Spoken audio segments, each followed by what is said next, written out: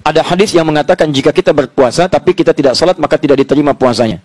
Apakah ketika kewajiban dalam rukun Islam salah satu tidak dilakukan, maka ibadah yang lain tidak diterima? Bagaimana status hadis di atas? Baik, itu jelas sekali. Jangankan sholat kok. Jangankan salat.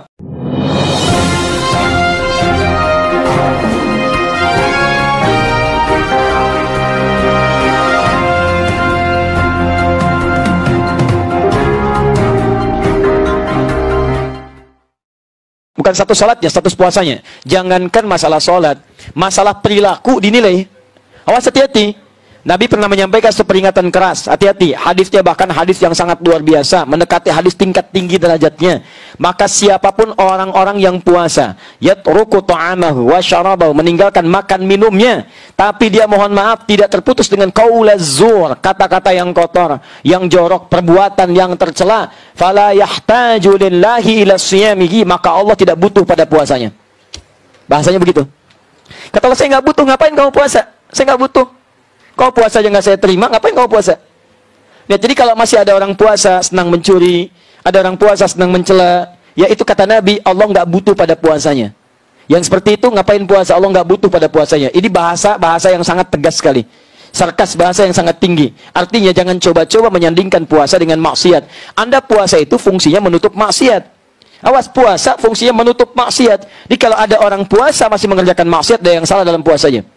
Al-Asyam, kitab Asyam, Sahih Al-Bukhari, jilid pertama, paling kanan sebelah bawah. Qala Rasulullah sallallahu alaihi wasallam an Abi Hurairah radhiyallahu ta'ala anhu qala Rasulullah sallallahu alaihi wasallam, hadis riwayat sahabat Abu Hurairah semoga Allah meridai kepada beliau menyampaikan Rasulullah sallallahu alaihi wasallam pernah bersabda, lihat kalimatnya, asyamu junnatun. Puasa yang benar itu akan memberikan perisai dari kemaksiatan.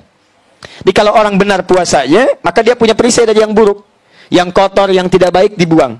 Fala yarfuth, la-nya nahi, larangan. Maka orang puasa tidak boleh mengerjakan yang kotor. Rafath, kata-kata kotor, jorok, tindakan kotor, tidak bagus, rafath. Awas, hati-hati. Begitu dikerjakan tidak ada nilai puasanya. Ini saya kasih tahu ya. Ini bahaya nih. Puasa itu ada yang namanya mubtilat, yang membatalkan langsung. Ada yang mufsidat, yang merusak. Kadang-kadang orang sangat care dengan yang ini, tapi abai dengan yang ini. Ini paling bahaya.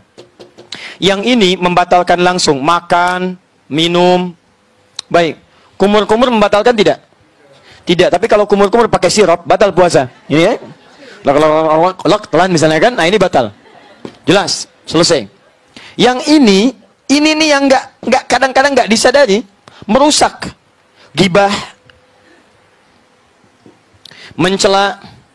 Ini merusak dan mengurangi peluang pahala puasa. Lihat, kalau ini 100%, Anda misalnya makan, ya, ini batal puasa, jelas hilang 100. Yang ini yang bahaya.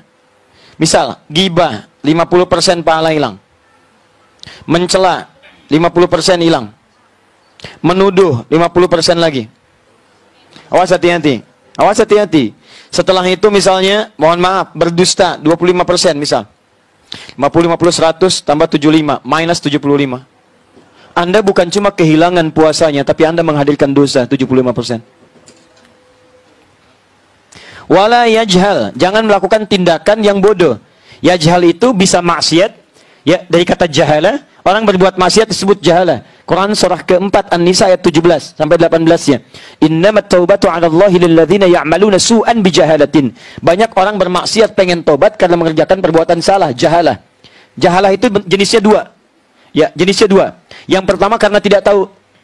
Dia tidak tahu kalau menikmati gosip itu dosa. Tidak tahu, diberitahu, kamu tinggalkan. Itu jahalah. Yang kedua, sudah tahu salah, dikerjakan. Ya, awas, hati-hati, es batu ditiupin.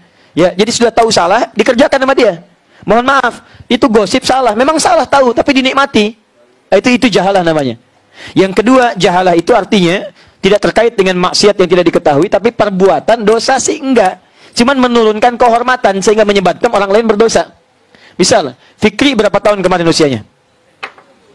7 tahun. Dia punya sepeda, misalnya sepeda Fikri, sepeda 7 tahun. Tiba-tiba bapaknya, Pak Teddy, pakai sepedanya Fikri. Keliling Hamburg pakai sepeda Fikri, tik belakang. Orang dosa sih enggak, cuman orang heran, itu siapa? Gitu kan? Atau ada orang kakek usia 70 tahun misalnya, pakai sepeda cucunya yang 5 tahun, keliling komplek. Dosa sih enggak, cuman orang pada bergibah. Itu siapa? Iya ya, nggak ada kerjaan. Ya, atau memang kerjaannya itu, atau kurang sehat mungkin ya. Kalimat-kalimat itu mengalir, akhirnya jadi tuduhan. Itu yang menyebabkan orang lain berdosa. Itu yang disebut dengan jahalah. Kata Nabi, fala yarfuth wala yajhal. Orang yang berbuat jahalah, berbuat rafath, maka maaf, Allah tidak butuh pada puasanya, apalagi meninggalkan sholat.